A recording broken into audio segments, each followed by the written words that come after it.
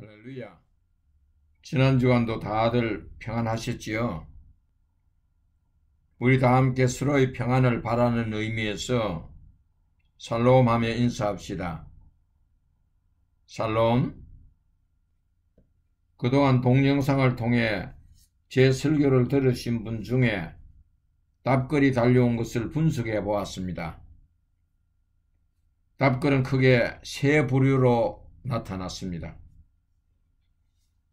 첫째는 목사님 설교가 은혜가 됩니다. 감사합니다. 계속 설교를 듣기를 원합니다. 하는 부류였습니다.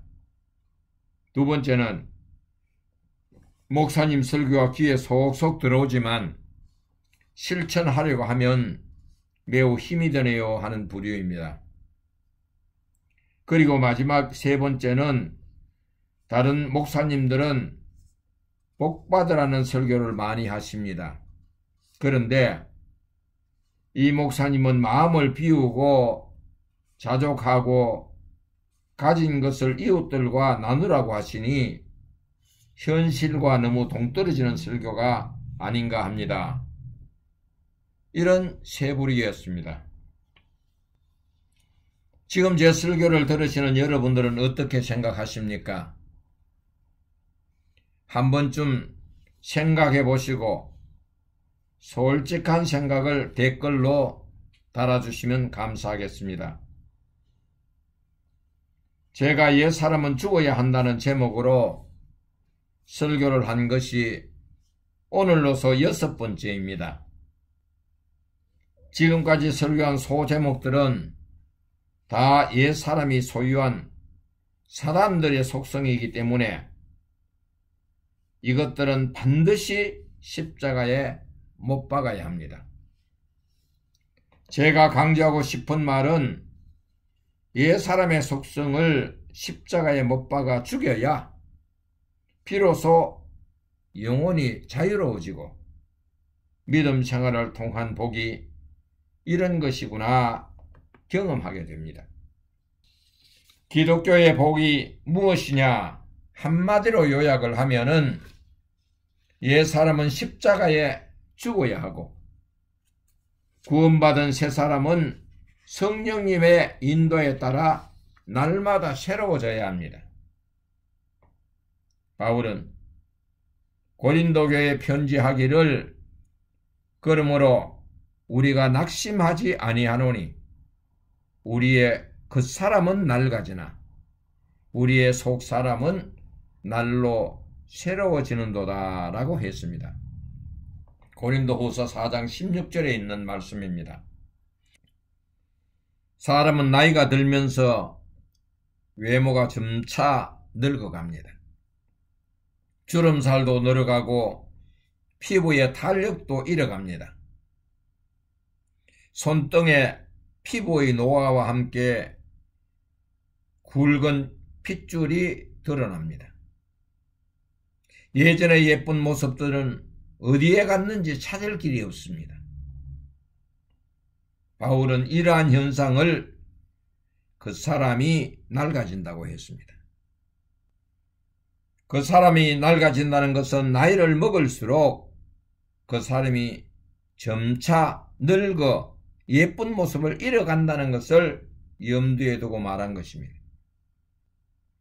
그 사람이 늙어가는 것은 어쩔 수가 없습니다.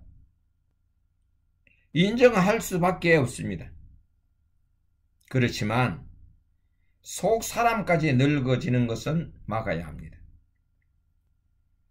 우리의 속 사람은 나이가 들어도 늙지는 않습니다. 단지 피폐해지거나 아니면 날로 새로워집니다.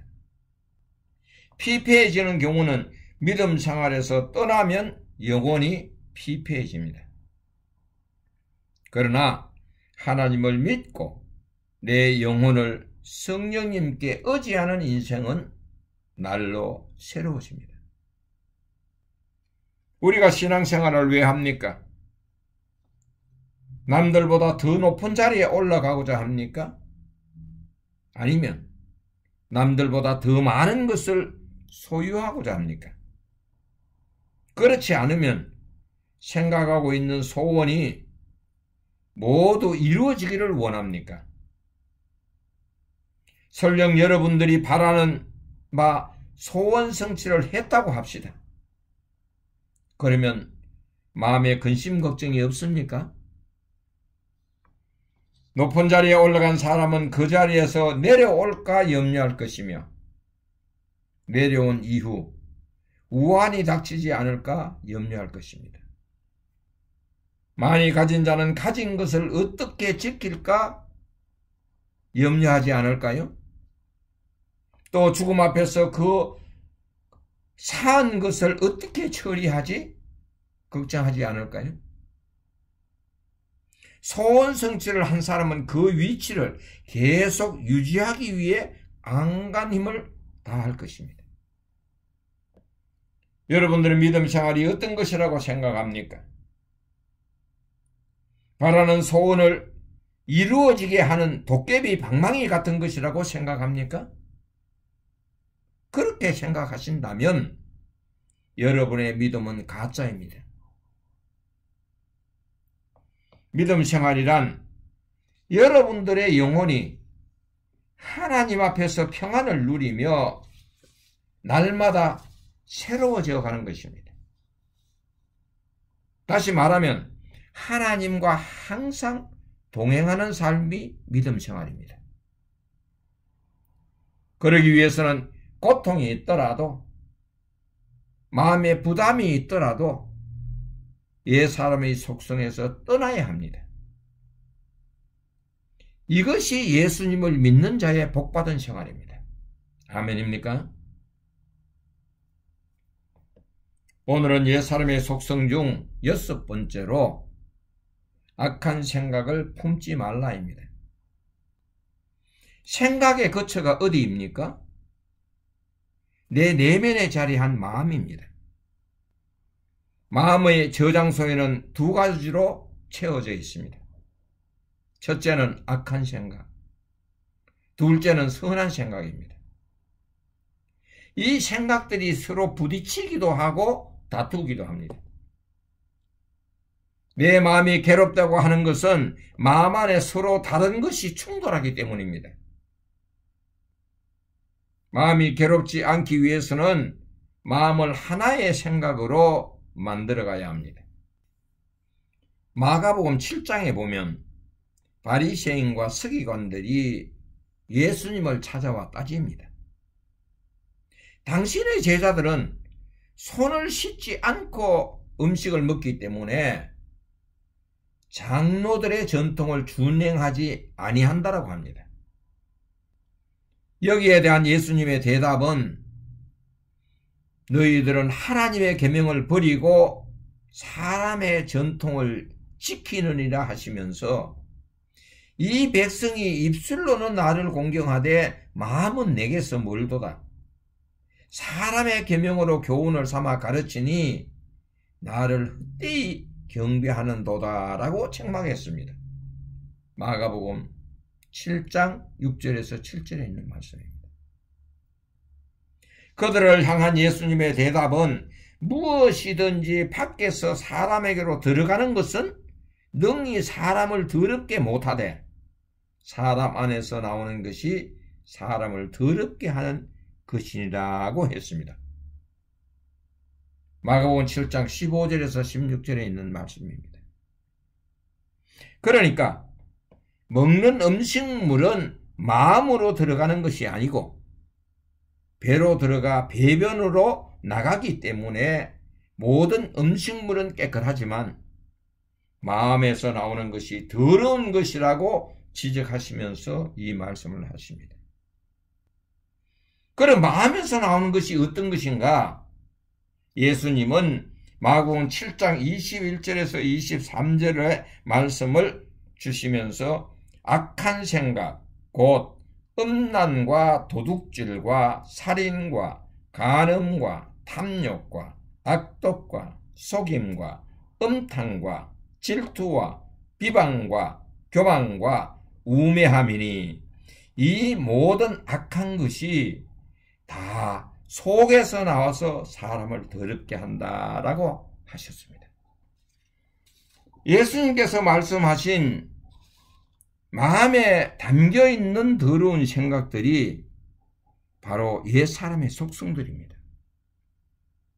우리는 이러한 나쁜 속성들을 십자가 아래에서 깔끔하게 처리해야 깨끗한 마음을 가질 수가 있습니다. 더러운 음물은 밑바닥까지 다 청소를 하고 쇠물을 담수해야 합니다. 더러운 것을 청소하지 않고 쇠물을 채운들 그 물을 먹을 수가 없습니다. 잠언 4장 23절은 모든 지킬 만한 것 중에 더욱 너희 마음을 지키라.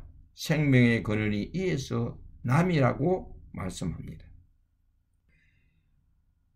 마음의 그릇에 어떤 것을 담느냐 하는 것은 마음에 어떤 생각들로 채우느냐 하는 질문이기도 합니다.